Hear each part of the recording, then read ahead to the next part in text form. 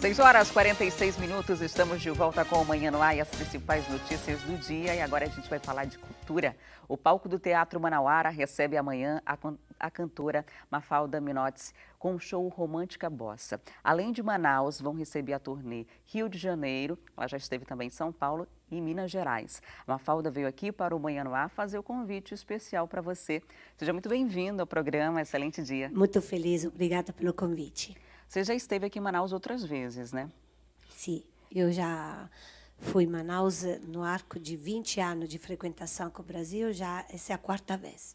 E você é apaixonada pelo Brasil, né? Eu fiquei sabendo que a primeira vez foi em 1996, de lá para cá já foram várias vindas e ajudou muito nesse movimento de popularização da cultura italiana aqui no Brasil, que ganhou grande repercussão e influência nas décadas de 70, 80 e início de 90. Eu creio que a música italiana faz parte também da cultura brasileira, não somente pela música, mas pela moda, pela literatura, pela culinária.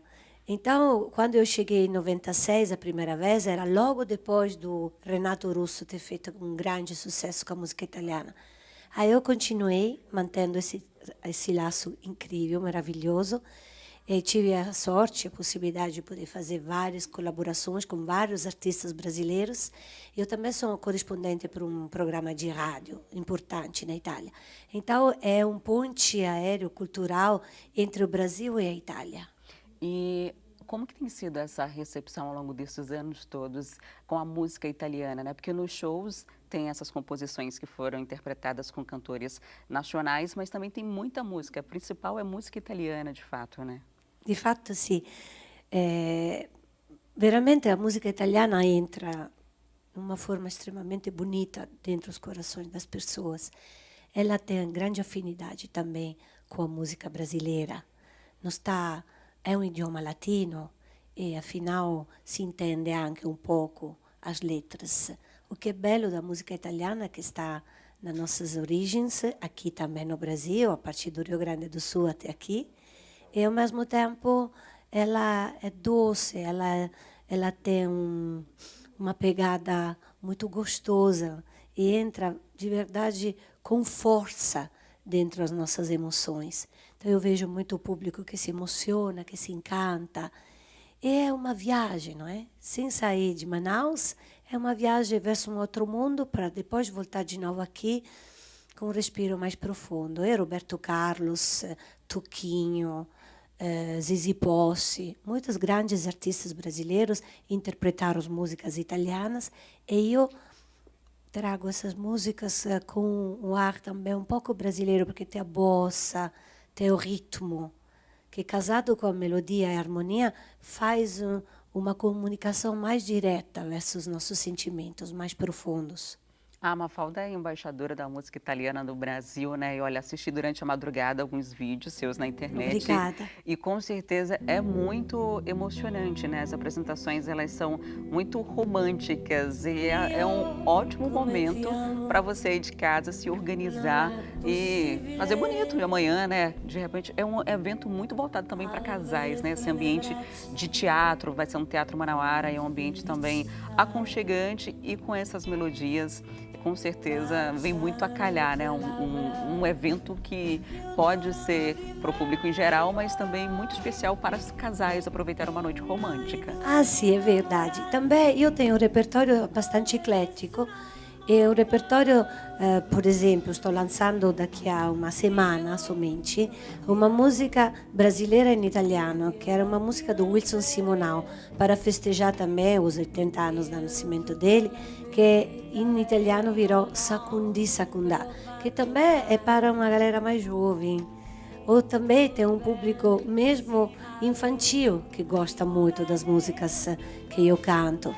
Probabilmente porque tem um encantamento, tem algo que não se explica, mas está lá nessa magia toda dessas notas gostosas. Sim, é Dio come ti amo, io che amo solo te. Claro que tem isso, mas também tem músicas do Toquinho que em italiano são primorosas, são belíssimas. Então veramente é um momento muito especial. Eu sou muito feliz de estar aqui hoje para poder falar disso com com vocês. Quem está aqui no estúdio também, que está acompanhando a entrevista, é o guitarrista que vai fazer parte desse espetáculo junto com você, né? Eu aproveito para você deixar o convite para as pessoas que estão nos assistindo agora.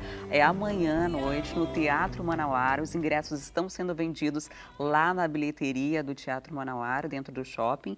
E fique à vontade, Mafalda, para convidar o nosso público do Manhã no Ar para eu acho que melhor de você ninguém faz. É uma história acompanhada por um guitarrista de excepção que está com esse trabalho na mão há mais de 20 anos. É um trabalho muito fino, muito requintado, mas ao mesmo tempo extremamente popular. Popular porque chega assim no povo com uma força penetrante. Então não precisa ser, sabe, gostar só de viajar. Não, precisa ser um pouquinho mais curioso, você se aproxima mais também a música de conteúdo, porque de verdade as músicas são uma mais linda do outras. E eu vou te dar de presente esse disco. Ah, muito obrigada. Olha aqui, esse é o disco. Sim. Amanhã vai ser esse disco? Vai estar? Sim, na maioria dos casos, sim, tem outras surpresas, mas é esse o disco onde tem grandes clássicos da música italiana, que não podem faltar. Inclusive Parole Parole é uma das músicas que mais me deu sucesso no Brasil, mas também terá um toque exótico, porque quando você escuta uma música do Roberto Carlos, come Canzone per te, in italiano, com esse sotaque italiano, o l'appuntamento, que se traduz em sentada na beira do caminho, e o detalhe em italiano, são canções que quando você se identifica nelas e ascolta em um outro idioma, que não terá somente italiano, terá também francês, pelo menos 2 músicas, 3, 4 bossa novas do maestro Antônio Carlos Jobim, e terá também 2 clássicos do Cole Porter. Então você passeia pela Europa amanhã no Teatro Manauara. O convite está feito. Muito obrigada pela sua visita e sucesso na venda. Obrigada a todos vocês. Recebi hoje a Mafalda Minotti, que é cantora e compositora e que amanhã estará no Teatro Manauara. E agora a gente muda de assunto porque o vice-governador eleito do Amazonas, o defensor público Carlos Almeida, lançou na noite dessa quinta-feira o livro Ocupações Irregulares Urbanas, Análise das Políticas Públicas de Moradia. A publicação é resultado da tese de mestrado defendida ainda durante o processo eleitoral. O objetivo é ajudar a construir uma política de Estado consolidada a respeito de moradia. 254 páginas que revelam a fundo um problema cada vez maior nas grandes cidades, as ocupações irregulares.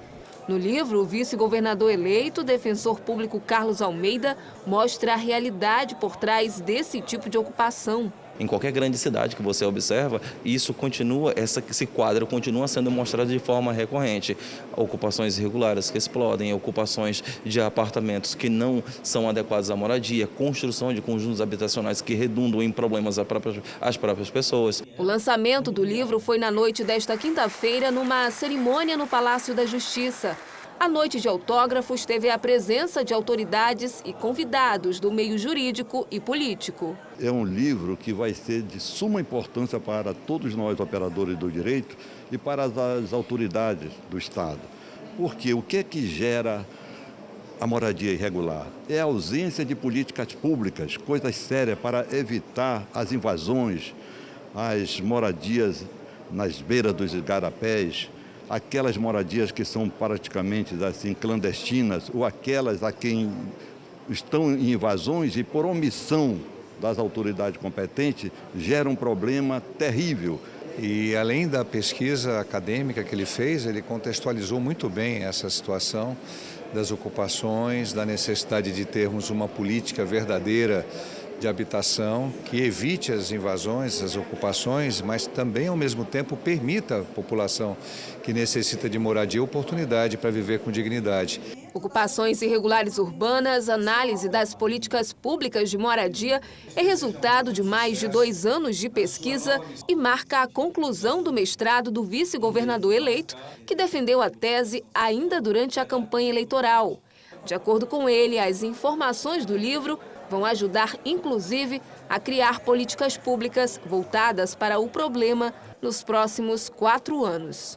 Nós pretendemos fazer com que haja uma mudança nesse discurso e uma atuação prática com a construção de políticas efetivas que atravessem governos.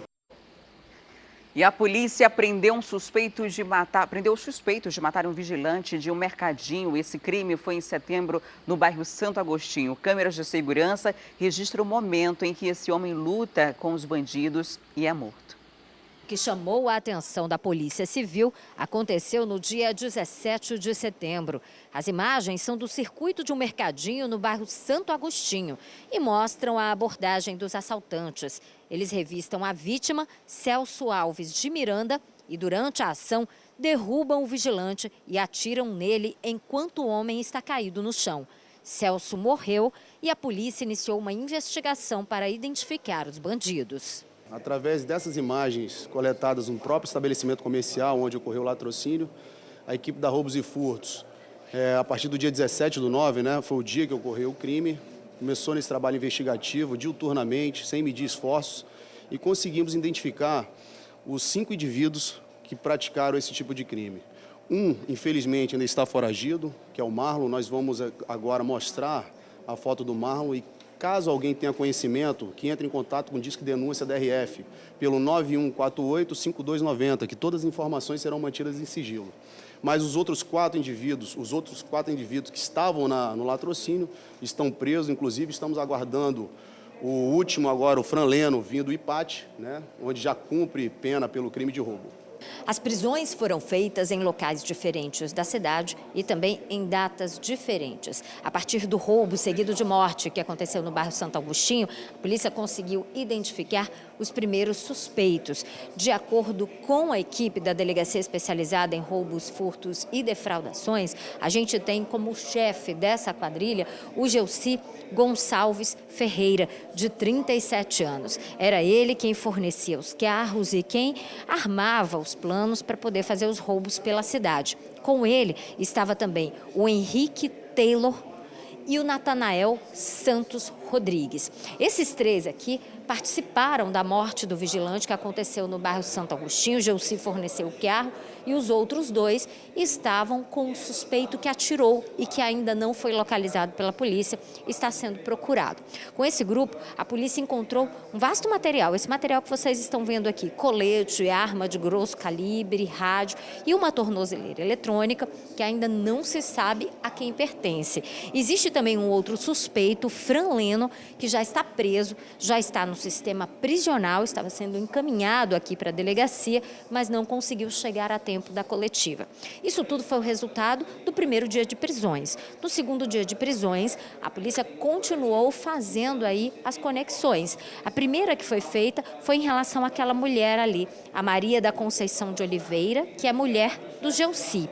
Ela estava junto com o Claucinei Abreu Barbosa e com Carlos André Gomes Marinho. Eles estavam em uma invasão conhecida como Paraíso Verde. Com eles, a polícia encontrou 55 trouxinhas de drogas que foram encaminhadas para a perícia. E assim, eles conseguiram fazer uma conexão entre roubos que acontecem em Manaus e o tráfico que também acontece aqui na cidade. E se você conhece o Marlon Veras, o único foragido, denuncie. O telefone é o 991-48-5290. Vou repetir aqui para você, 991-48-5290. A Polícia Civil assegura total sigilo, então se você tiver qualquer tipo de informação, pode procurar a polícia que está investigando esse caso. E no começo do mês, a gente mostrou que um mecânico foi preso após estuprar uma adolescente. A Polícia Civil investigou e viu que havia um boletim de ocorrência registrado em julho pelo mesmo crime contra esse suspeito. Nesse outro caso, a vítima era uma enteada desse homem.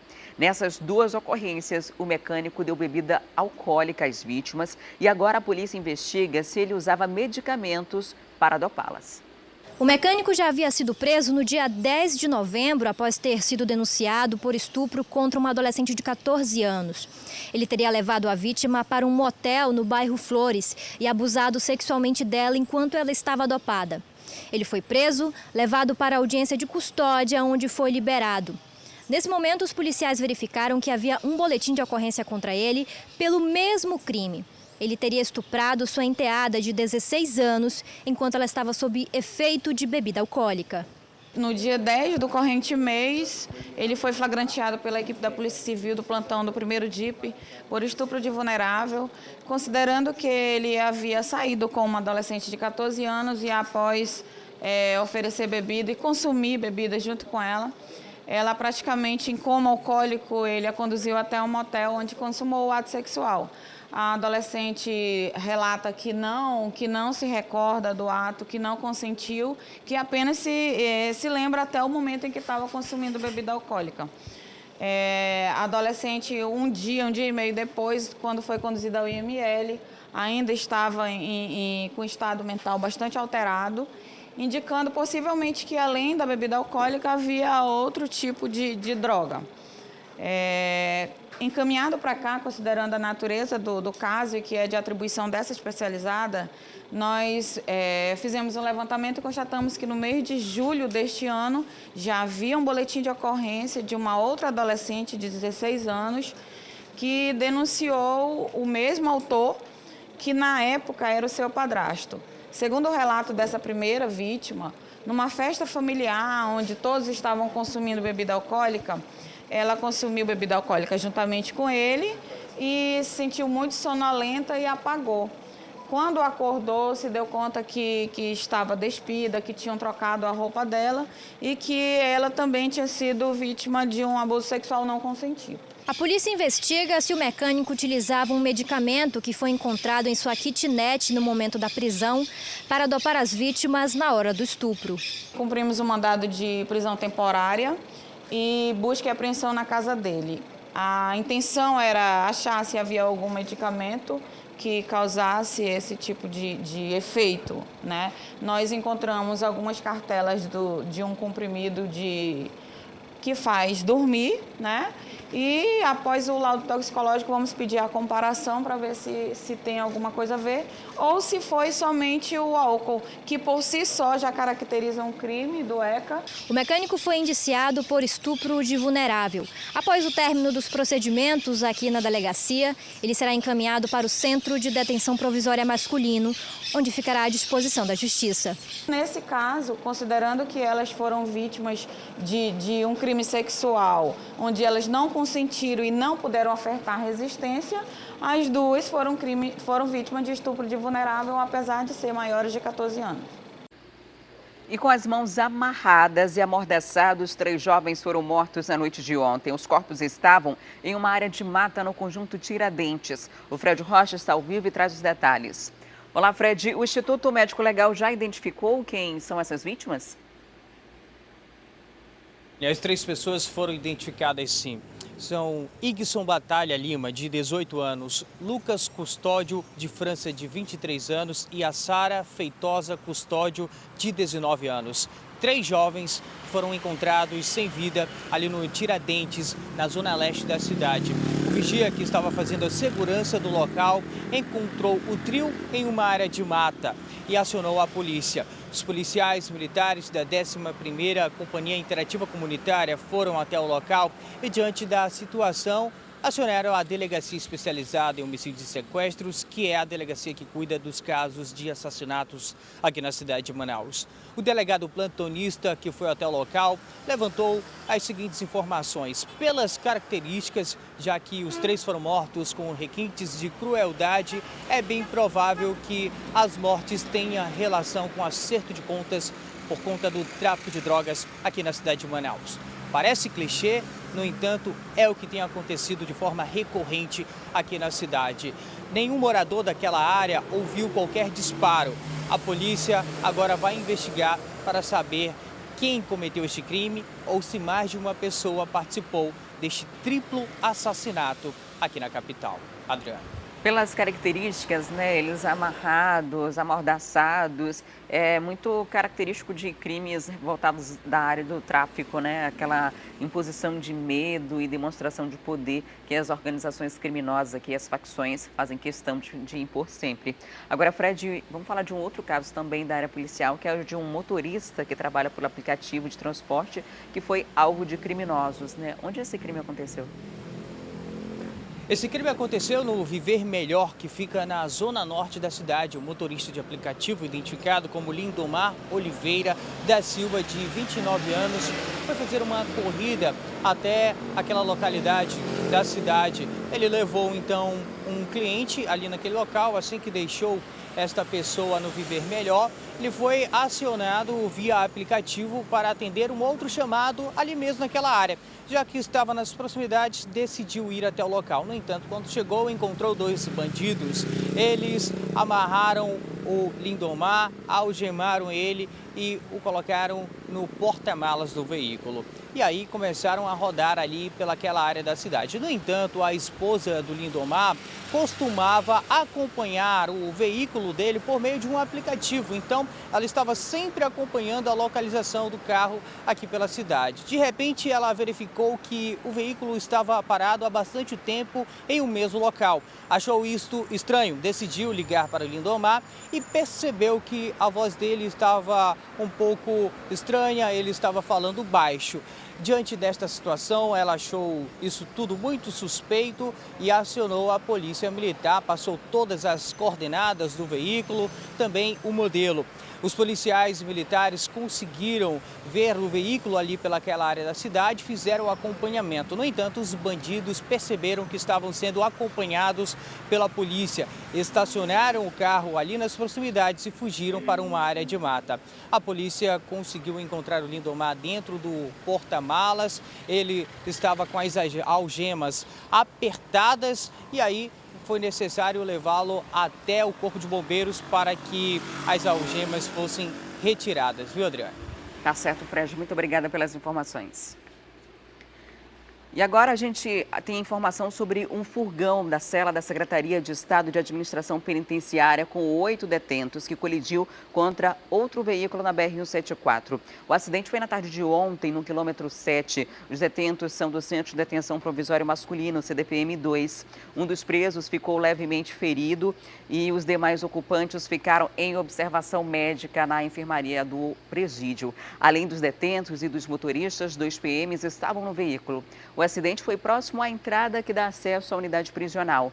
Uma picape fez uma manobra perigosa e isso, segundo a SEAP, provocou o acidente. O motorista desse carro também sofreu ferimentos leves. A Polícia Rodoviária Federal apura aí as causas desse acidente.